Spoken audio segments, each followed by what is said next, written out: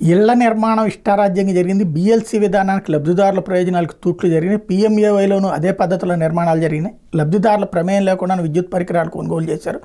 రాష్ట్రం అంతటా ఇదే తీరులో ఇండెంట్లు, ముందుగా నగదు కట్టు, ఆ తర్వాతే ప్రపోజల్స్.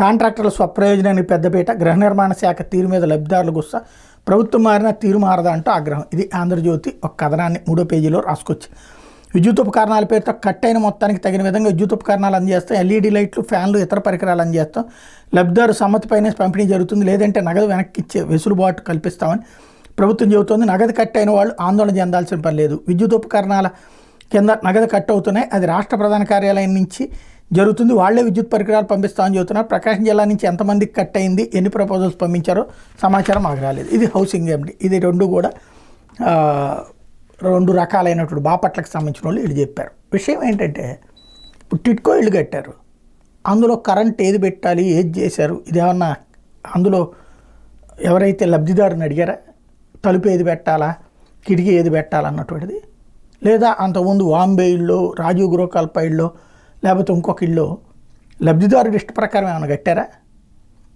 లబ్ధిదారికి జగన్ హయాంలో ఇళ్ళు వాళ్లే కట్టుకుంటానంటే డబ్బులు ఇచ్చేశారు.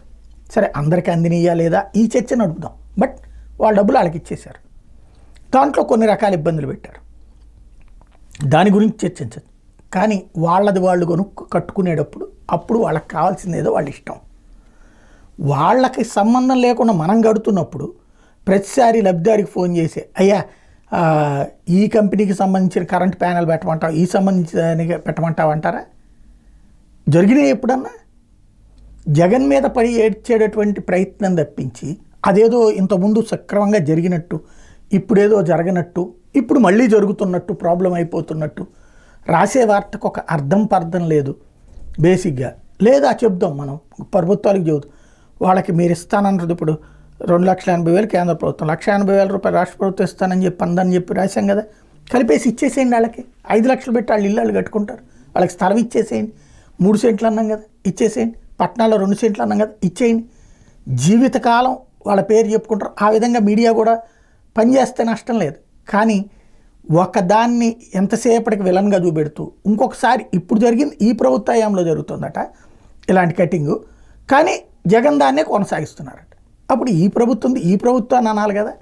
బట్ ఇక్కడ రాసే వార్తలో ఉండేటువంటి వింత అదే.